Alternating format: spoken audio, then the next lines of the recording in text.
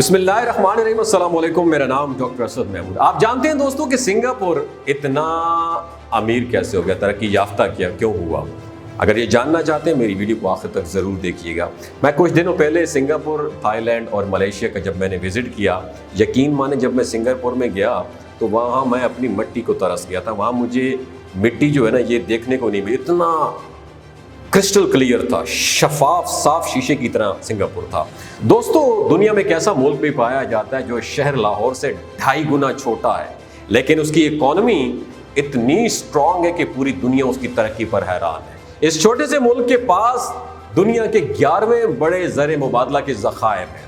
اس کی برآمدات 500 ارب ڈالر سے بھی زیادہ ہے۔ اس ملک پر غیر ملکی قرضہ نہ ہونے کے برابر ہے۔ فی کس آمدنی میں پوری دنیا میں 5ویں نمبر پر ہے اور جرائم کی شرح انتہائی کم ہے۔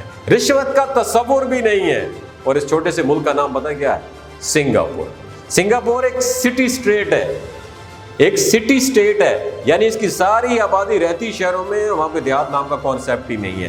اس چھوٹے سے ملک کے پاس قدرتی وسائل نہ ہونے کے برابر ہے، لیکن پھر بھی اس کی ترقی پوری دنیا میں مثالی ہے۔ آخر وجہ کیا ہے کہ سنگاپور اتنا کچھ نہ ہونے کے باوجود بھی اتنی زیادہ ترقی کیسے کر گیا؟ سنگاپور نے 1963 میں برطانیہ سے آزادی حاصل کی اور اس کی ملایا فیڈریشن کے ساتھ ایفیلیشن ہو گئی، الحاق ہو گیا، اور ملایا اور سنگاپور میں برطانیہ سے آزادی حاصل کرنے کے لیے کچھ دوسرے جزیروں کے ساتھ مل کر ایک فیڈریشن بنائی تھی جسے ملیشیا کا نام دیا جاتا ہے۔ میں اس بات کو پار کرنے سے آپ کو پہلے بتاؤں کہ جب ہم ملیشیا گئے تو ملیشیا سے بائی روڈ ایزلی آپ سنگاپور جا سکتے ہیں، سنگاپور سے ایزلی 8-10 ہزار پاکستانی روپیز میں بائی ایئر آپ جا سکتے ہیں، کیونکہ وہاں پتہ چلا کہ سنگاپور اور ملیشیا بالکل ساتھ ساتھ ہیں۔ سنگاپور بھی اسی کا حصہ تھا، لیکن 2 سال بعد 1965 میں اسی فیڈریشن نے بے دخل کر دیا۔ سنگاپور کے پاس کوئی مالی وسائل موجود نہیں تھے، اس کے ساتھ ساتھ وہاں روزگار کے بھی لالے پڑے ہوئے تھے، غربت کا راج جاری تھا اور نئی حکومت ہر روز کی ہڑتالوں سے پریشان تھی۔ ایسے میں سنگاپور نے امریکہ اور جاپان کے ساتھ اپنی تجارت کا آغاز کیا۔ خاص طور پر دوسری انڈو چائنا جنگ کے دوران یہ امریکہ کے لیے سپلائی مرکز بن گیا، اور جلد ہی سنگاپور میں برونائی، انڈونیشیا، ملیشیا، فلپین اور تھائی لینڈ کے ساتھ مل کر علاقائی استحکام، اقتصادی ترقی اور ثقافتی تبادلے کو فروغ دینے کے لیے جنوب مشرقی ممالک کی ایسوسی ایشن آسیان کی تشکیل دی۔ ابھی تک برطانوی فوجیں ملیشیا میں موجود تھیں، لیکن انہوں نے انخلاء کا اعلان نہیں کیا تھا۔ اب سنگاپور کے لیے بحری اڈے کو چلانے کے لیے ورک فورس سب سے بڑا مسئلہ تھا۔ انہوں نے تیزی کے ساتھ مقامی لوگوں کو اس حوالے سے ٹریننگ دی، یہاں جہازوں کی مرمت اور نئی بحری جہاز بنائے جانے لگے۔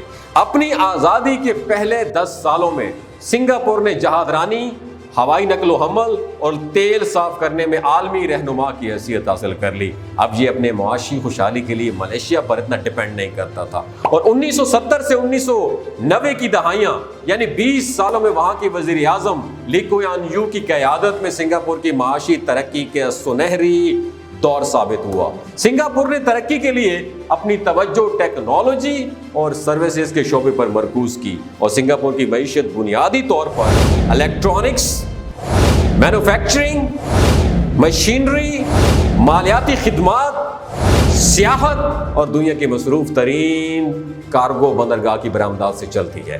بڑی بڑی ملٹی نیشنل کمپنیز کے ہیڈ کوارٹرز اور ریجنل دفاتر سنگاپور میں واقع ہیں، جو اس کی معیشت کی بہتری میں بڑا امپورٹنٹ رول پلے کرتے ہیں۔ یہ ملیشیا کے جزیرہ نما کے سب سے جنوبی سرے پہ واقع ہے، اور اس کا رقبہ یقین مانیں لاہور سے بھی کئی گنا یعنی تقریباً 2.5 گنا کم ہے۔ اس کے پاس کوئی قابل ذکر قدرتی وسائل نہیں ہے۔ سنگاپور کے پاس پینے تک کا صاف پانی موجود نہیں ہے، اس کے باوجود یہ تیل اور گیس کی فروخت کا سب سے بڑا سیلر ہے۔ یہ پانی کے پائیدار حل اور ڈیپ ٹنل سیوریج سسٹم جیسے منصوبوں میں دنیا میں سب سے بڑا لیڈر ملک مانا جاتا ہے۔ کہا یہ جاتا ہے کہ سنگاپور کے لوگ ہی اس کی قدرتی وسائل ہیں۔ یہاں کی آبادی اعلیٰ تعلیم یافتہ ہے اور انتہائی سکلڈ ہے، جس کی وجہ سے نئی کمپنیز کو افرادی قوت، مین پاور یا ملازمین رکھنے کے لیے کوئی دقت پیش نہیں آتی ہے۔ یہ کاربن کریڈٹ ٹریڈنگ والا واحد ایشیائی ملک ہے۔ یہ دنیا کی چوتھی سب سے بڑی معیشت ہے، اس کی فی کس آمدنی دنیا میں تیسرے نمبر پر ہے۔ اور آپ سے ایک سوال ہے کہ دنیا میں فی کس آمدنی میں پہلا ملک کون سا ہے؟ گوگل کیجیے، نیچے کمنٹ سیکشن میں اپنا ایکسپیرینس ضرور بتائیے گا۔ اور انٹرنیشنل فیسٹیول، کانفرنسز اور تقریبات کے لیے یہ مقبول ایک مقام ہے۔ دنیا بھر کی کمپنیز اور ادارے اپنی عالمی کانفرنسز کے لیے سنگاپور کو ہی چوز کرتی ہیں۔ ذاتی آمدنی پر ٹیکس کی کم شرح اور غیر ملکی آمدنی اور سرمایہ کی منافع پر ٹیکس کی چھوٹ کی وجہ سے امیروں کے لیے اسے ٹیکس کی جنت، ٹیکس ہیون کے طور پر بھی جانا جاتا ہے۔ اور یہی وجہ ہے کہ آپ دنیا کے امیر ترین اور بزنس مین لوگوں کو دیکھیں تو وہ سنگاپور میں رہنا اور وہاں انویسٹمنٹ کرنا پسند کرتے ہیں۔ یہاں آپ کو کروڑ پتی افراد بھی عام لوگوں کی طرح سڑکوں پر چلتے ہوئے نظر آئیں گے، ان کے پاس کسی طرح کا کوئی پروٹوکول نہیں ہوتا۔ لیکن سنگاپور میں پرسنٹیج کے اعتبار سے امریکہ سے زیادہ کروڑ پتی لوگ بستے ہیں۔ سنگاپور کی کل آبادی 56 لاکھ ہے، جن میں سے 3 لاکھ آبادی کروڑ پتی ہیں۔ اور امریکہ سنگاپور کا کمپیریزن کیا جائے تو کہا جاتا ہے کہ پاکستان سے جب نیو یارک کے لیے فلائٹ جاتی ہے تو وہ تقریباً 14 سے 16 گھنٹے لیتی ہے، اور وہی فلائٹ جب امریکہ پہنچتی ہے تو وہ اتنا ہی فاصلہ جتنا اس نے پاکستان سے طے کیا تھا وہ امریکہ کی سرزمین یا اس کی ہوائی حدود میں مزید چل سکتی ہے۔ اس سے آپ اندازہ لگائیے کہ امریکہ کتنا بڑا ہے کہ اس کے اندر پاکستان جیسے کتنے ملک سما سکتے ہیں۔ لیکن پاکستان کے شہر لاہور سے بھی 2.5 گنا چھوٹا ہے سنگاپور، اور دولت کی اتنی زیادہ ریل ٹیل کی وجہ سے یہ ملک رہنے کے لیے انتہائی مہنگی جگہ ہے۔ یہ مسلسل کئی سالوں سے دنیا کا مہنگا ترین شہر ہے، اور عام آدمی کے لیے یہاں سٹے کرنا زیادہ آسان نہیں ہے۔ اس لیے ہم نے بھی وہاں پہ 2 دن ہماری ٹیم گئی تھی، ہمیں لگ پتہ کیا تھا وہاں تو آپ کھانا بھی افورڈ نہیں کر سکتے۔ اتنی مہنگائی کی وجہ سے آپ کے پاس بے روزگار رہنے کا آپشن بہت کم بچتا ہے سنگاپور میں۔ اگرچہ یہ دنیا کا مہنگا ترین ملک ہے، لیکن اس کے باوجود یہاں پر کوئی بھی شخص بھوکا نہیں سوتا۔ حکومت اس بات کی یقین دہانی کرواتی ہے کہ تمام شہریوں کا ملک اور ایک ریاست کی طرح، ماں کی طرح خیال رکھتی ہے۔ حکومت کی طرف سے ضرورت مند گھرانوں کو مالی امداد، سرکاری ہاسپٹل میں مفت طبی امداد اور بچوں کی تعلیم کا خرچ بھی اسٹیٹ اٹھاتی ہے۔ اور سنگاپور میں والدین کے ہاں جب بچہ پیدا ہوتا ہے تو اس کو 1,66,000 سنگاپورین ڈالر جو ہے نا اس کو بونس دیا جاتا ہے۔ صرف یہی نہیں بلکہ حکومت صحت کے شعبے میں دل کھول کر پیسہ خرچ کرتی ہے۔ یہاں لوگوں میں ورزش کا شوق پیدا کرنے کے لیے، ان کا لائف سٹائل بہتر بنانے کے لیے اور ان کو ایک صحت مند اور لمبی زندگی کے لیے جم بنائے جاتے ہیں، اور ان جم اور ایکسرسائز سینٹر کو 1 روپیہ فیس بھی چارج نہیں کی جاتی۔ ان تمام جم اور ایکسرسائز سینٹر کو ریاست اپنے پیسوں سے چلاتی ہے، اور سنگاپور کی حکومت صحت کے معاملے میں کوئی کمپرومائز نہیں کرتی۔ سنگاپور کا ہیلتھ کیئر سینٹر جو ہے نا دنیا میں 6واں سب سے بہترین اور بڑا ادارہ ہے۔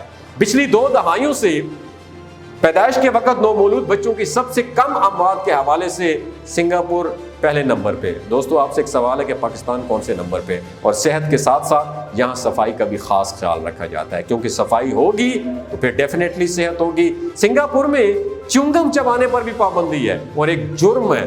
92 سے یہ قانون لاگو ہے، لیکن بعد میں اس کی میڈیکل وجوہات کی بنا پر استعمال کی تھوڑی سی نرمی دی گئی ہے، اجازت دی گئی ہے، کیونکہ جن لوگوں کے منہ کے مسائل ہوتے ہیں تو وہ ڈینٹسٹ سے چیونگم ایڈوائز کرتے ہیں۔ کسی دکان سے آپ کو چیونگم نہیں ملے گی، لیکن ڈینٹسٹ کے پاس ضرور ملے گی۔ یہاں چیونگم چبائی جا سکتی ہے لیکن اسے سڑک پر پھینکا نہیں جا سکتا، اور جو کوئی بھی سڑک پر یہ چیونگم پھینکتا ہے اس کو 2,000 روپے جرمانہ عائد کیا جاتا ہے۔ لیکن یہ بات اگر ہم اپنی سڑکوں کی کریں تو موٹر وے پر جگہ جگہ لکھا ہوتا ہے کہ موٹر وے کی صفائی کا خاص خیال رکھیں، لیکن ہم لوگ مختلف انٹرٹینمنٹ پوائنٹس یا قیام و طعام سے جب بھی کوئی چیز لیتے ہیں تو پاکستان کے موٹر ویز پر اکثر دیکھا گیا ہے کہ لوگ اپنی ان صاف ستھری سڑکوں کے اوپر اپنے ریپرز، اپنی بوٹلز اور اپنی تمام ناکارہ کھانے پینے کی چیزیں پھینک دیتے ہیں۔ ہم لوگوں کو شاید سنگاپور بننے کے لیے بہت سال لگے۔ میں وہاں پہ گیا، مجھے آبزرو ہوا عبادات میں ہم پوری دنیا میں ٹاپ پہ ہیں، اخلاقیات میں